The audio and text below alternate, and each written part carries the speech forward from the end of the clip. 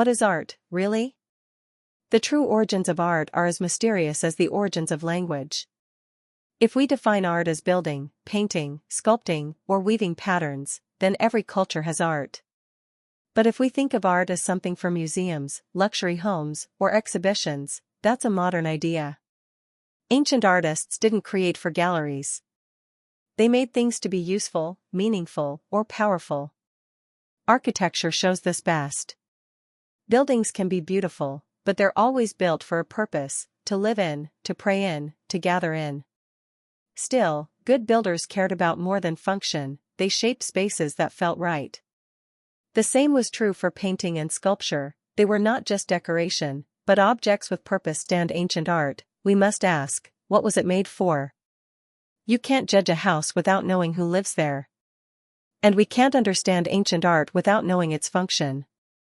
The deeper we go into the past, the clearer, and stranger, those functions become. What about so-called primitive people? We call some cultures primitive, not because they are simple, but because their way of life is closer to humanity's early roots. For them, there's no real difference between building a hut and painting a figure. Both serve a purpose, protection, not just from rain or heat, but from spirits and unseen forces. It's not about beauty. It's about power. The power of images. To understand this, we need to look within ourselves. Imagine cutting a photo of your favorite actor from a magazine. Would you feel comfortable poking out their eyes with a needle?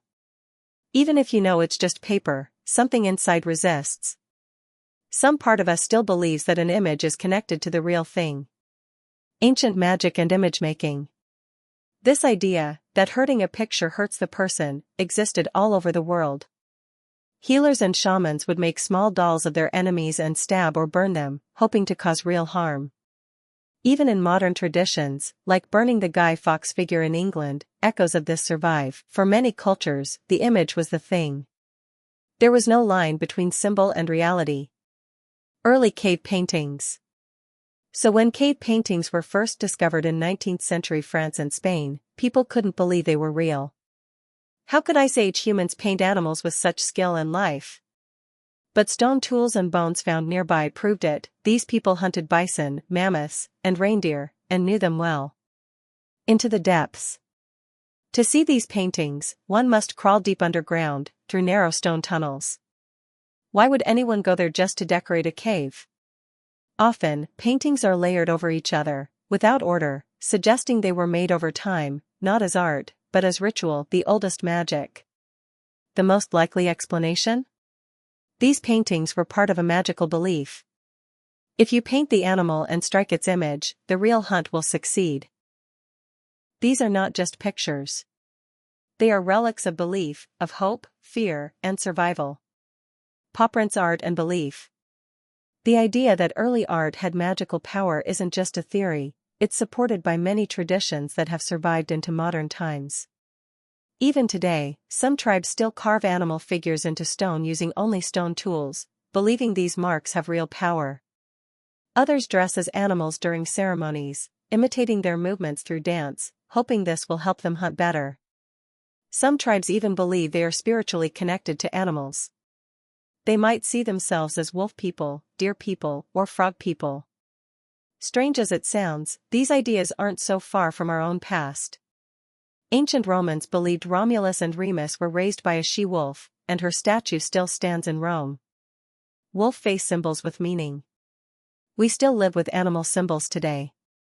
The British lion is no longer a living creature, but it survives in cartoons, crests, and metaphors. Of course, there's a difference between the playful symbolism we see in comics and the deep seriousness with which tribal people view their animal totems.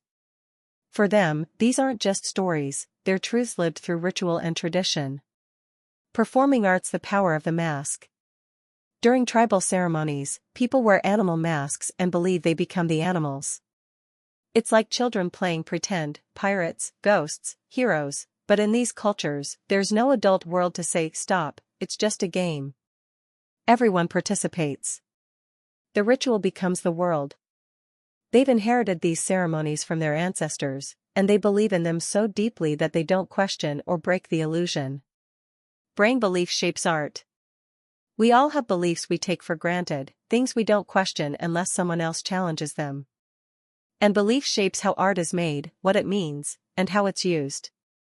In many tribal cultures, the goal of a sculpture or painting is not to be beautiful by modern standards, it's to work, to have effect, to have magical impact. Artists aren't expected to innovate, but to follow tradition with skill and precision. Each color, shape, and line has a specific meaning, known only to their community. White flag symbols in our own world. We can relate to this. A national flag isn't just a pretty piece of fabric, it holds meaning, emotion, and history. A wedding ring isn't just a ring, it's a symbol of a promise.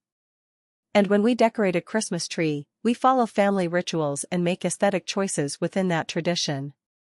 It's the same with tribal art, even within rules, there's room for expression and craft.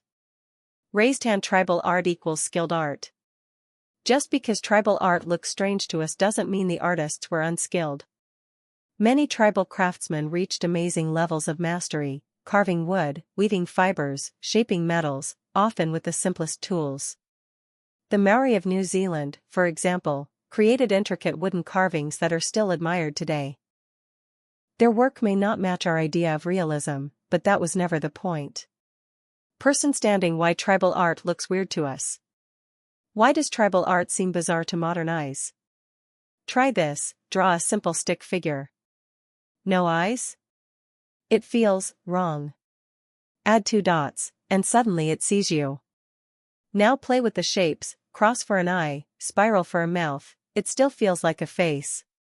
This is the power of symbol over realism. Tribal artists understood this deeply. They used the shapes that worked best for their tools and materials, and that had symbolic strength. Even if a carving didn't look exactly like a person, it had presence, unity, and meaning. Ogre art made to transform. Some masks from Papua New Guinea, for example, were made to frighten. Used in rituals to scare women and children, they weren't meant to be beautiful, but powerful. To us, they may seem grotesque. But look closer, there's a clear design, a geometric structure, a vision behind the madness. This is not clumsy art.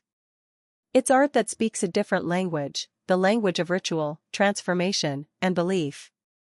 Totem poles and tribal myths. In some parts of the world, tribal artists created detailed systems to represent the characters and stories of their myths.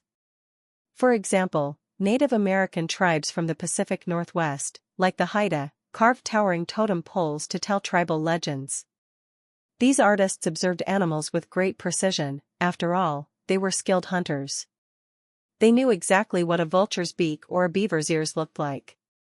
But for them, showing just one key feature was enough. A mask with a beak is a vulture. A house that tells a story. One chief's house featured 3 massive totem poles. To us, they might just look like a chaotic pile of strange faces. But for the tribe, every figure had meaning, telling a legend passed down for generations. A lazy young man, scolded by his mother-in-law, decides to prove himself. He sets out to kill a man-eating monster that lives in a lake.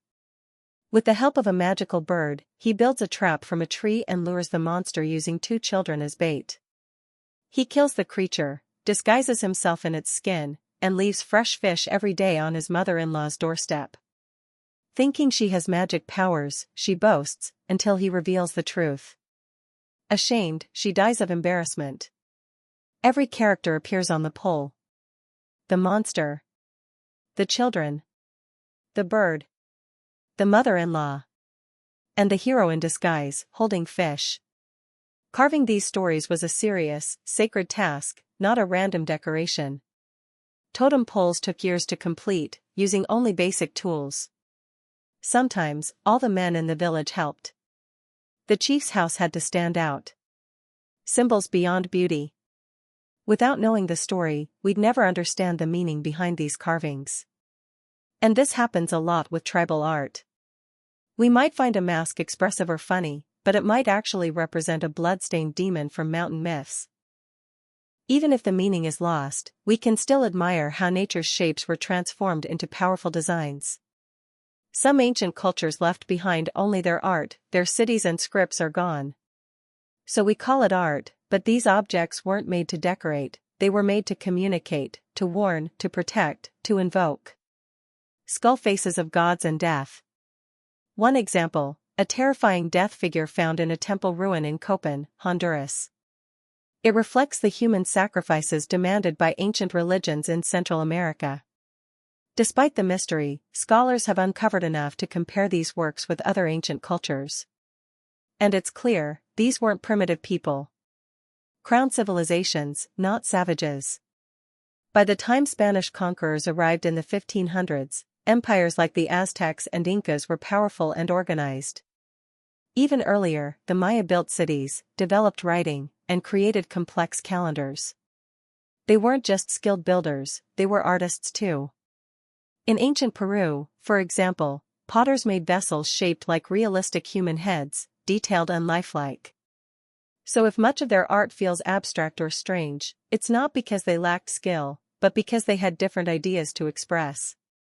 Cloud with lightning and rain, the serpent and the storm. One striking example is a statue of Tlaloc, the Aztec god of rain. In the tropics, rain means survival. Without it, crops die and people starve. So the rain god became a powerful, terrifying figure. In their eyes, lightning was like a snake. That's why the rattlesnake became a sacred animal. If you look closely at Tlaloc's face, you'll see two rattlesnake heads forming the mouth, with sharp, venomous teeth. A nose shaped like twisted snake bodies. Eyes that seem to coil like serpents too. This design wasn't based on nature, it was built out of meaning. Sparkles art, writing, and magic. This sculpture shows how far their ideas of art went beyond ours. It wasn't about copying reality, it was about building powerful images using symbolic forms. Why a snake? Because it represented lightning, and lightning was Tlaloc's weapon. In these ancient cultures, art was never just decoration, it was magic, religion, and writing all at once. The sacred serpent wasn't just an animal, it became a sign of lightning, a spirit of storms, maybe even a spell to summon rain. We may not understand it all, but if we want to understand art history, we must remember. Images and writing were once the same thing.